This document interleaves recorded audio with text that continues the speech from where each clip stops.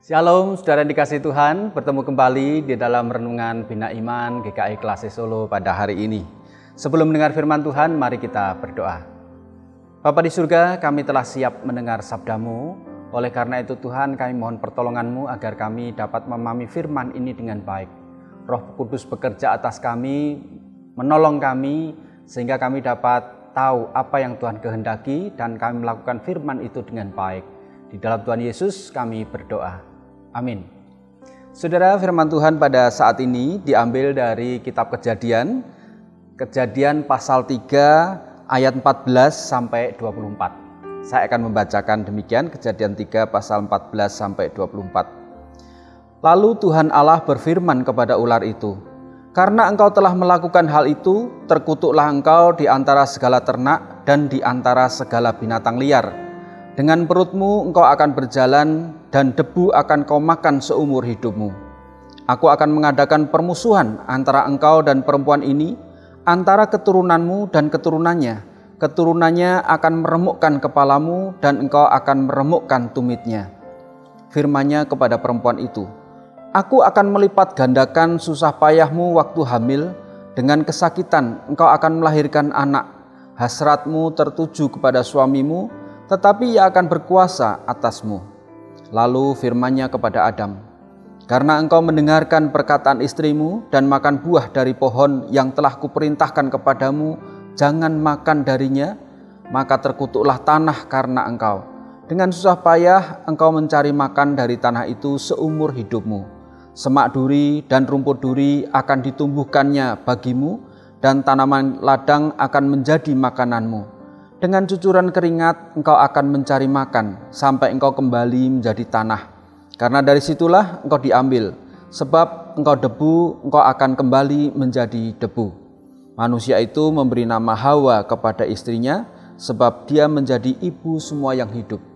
Tuhan Allah membuat jubah kulit untuk Adam dan untuk istrinya, lalu mengenakannya kepada mereka. Berfirmanlah Tuhan Allah, "Sesungguhnya manusia telah menjadi seperti salah satu dari kita, tahu tentang yang baik dan yang jahat. Sekarang jangan sampai ia mengulurkan tangannya dan mengambil pula buah dari pohon kehidupan itu, memakannya dan hidup untuk selama-lamanya." Lalu Tuhan Allah mengusirnya dari Taman Eden supaya ia mengerjakan tanah dari mana ia diambil. Ia menghalau manusia, dan di sebelah timur Eden ia menempatkan kerub-kerub dengan pedang yang bernyala-nyala dan menyambar-nyambar untuk menjaga jalan ke pohon kehidupan. Amin. Demikian bacaan firman Tuhan pada saat ini. Saudara, sebuah pelanggaran itu membawa konsekuensi bagi orang yang melanggar. Demikian pula apa yang dilakukan oleh Adam dan Hawa. Kita tahu bahwa pada saat Adam dan Hawa berada di Taman Eden, segalanya sudah tersedia. Mereka hidup dalam pemeliharaan Tuhan, memiliki persekutuan yang indah dengan Tuhan. Bahkan Adam dan Hawa itu memiliki relasi yang baik dengan alam di sekitarnya, dengan binatang-binatang ciptaan Allah, dengan segala macam tumbuhan yang ada.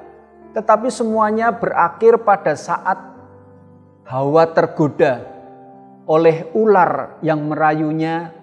Bahkan Adam pun ikutan memakan buah dari pohon yang dilarang, yaitu pohon pengetahuan yang baik dan yang jahat. Dan akibatnya maka Tuhan menghukum 3 orang ini, yaitu pertama itu si ular yang dengan cerdik berusaha untuk merayu Hawa, merayu manusia sehingga mereka jatuh dalam dosa dan melanggar perintah Tuhan. Maka ular akan hidup dalam kesengsaraan dengan berjalan merayap melatar di tanah-tanah, dan dia akan menjadi musuh manusia sehingga kemanapun dia biasanya akan dibunuh oleh manusia. Kemudian yang kedua adalah Hawa yang telah termakan oleh rayuan ular itu sehingga dia memakan buah dari pohon yang dilarang oleh Tuhan. Maka Tuhan pun memberikan hukuman, yaitu dia akan menderita kesakitan pada saat melahirkan. Dan itu dialami oleh setiap wanita pada saat melahirkan. Sampai sekarang pun kita juga bisa melihat bahwa manusia, khususnya perempuan, akan menderita sakit pada saat melahirkan. Walaupun mungkin teknologi saat ini sudah berkembang, tapi sakit itu tidak akan pernah hilang. Lalu manusia sendiri, yaitu Adam, manusia pertama, maka Adam pun mendapat hukuman Tuhan. Karena Adam inilah sebenarnya yang diberikan mandat oleh Tuhan untuk tidak makan dari pohon itu, tidak makan dari buah pohon itu, tetapi Adam justru ikut makan buah itu. Sehingga Adam pun dihukum oleh Tuhan untuk bekerja, dia harus mencari makan dari tanah dan debu, dia harus menggali tanah, bertani dan sebagainya, dan dengan peluh, dengan jerih payah, dengan keringat, dia akan berusaha untuk mencukupi kebutuhannya. Dan itu terjadi sampai sekarang. Dan Tuhan mengusir mereka dari Taman Eden karena Tuhan juga mengasihi manusia. Karena pada saat mereka sedang kondisi berdosa, mereka cenderung berbuat dosa, telah melanggar Allah, maka dalam kehidupan dosa yang membuahkan maut itu, kalau mereka tetap di Taman Eden kemudian makan buah kehidupan, maka mereka akan hidup selamanya dalam dosa seperti itu. Sehingga mereka diusir dan manusia harus hidup seperti apa yang Tuhan firmankan. Dan manusia harus menjalani itu seumur hidup. Hal ini menyadarkan kita, saudara yang dikasihi Tuhan, bahwa pelanggaran terhadap firman Tuhan itu ada konsekuensinya. Segala sesuatu yang difirmankan Tuhan agar tidak dilakukan tetapi kita melakukannya berarti melanggar, maka ada konsekuensi, yaitu hukuman dari Allah. Sehingga kita harus menerima hukuman itu. Tetapi syukur kepada Tuhan jika Tuhan tetap mengasihi kita. Sehingga Allah juga telah menghadirkan diri, sabdanya, sang firman itu telah menjelma menjadi manusia di dalam diri Tuhan Yesus Kristus. Sehingga siapa yang percaya kepada Tuhan Yesus, maka dosanya akan diampuni, segala kejahatannya akan dihapuskan, sehingga dia menjadi orang yang kembali kudus di hadapan Allah. Syukur kepada Tuhan untuk kasih setia Tuhan.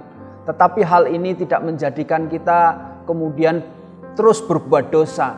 Kalau kita sudah menyatakan pertobatan, sudah dipulihkan dengan Allah, hubungan kita sudah baik dengan Allah, memiliki persekutuan yang indah, maka kehidupan kita pun juga harus mencerminkan hidup sebagai anak Allah.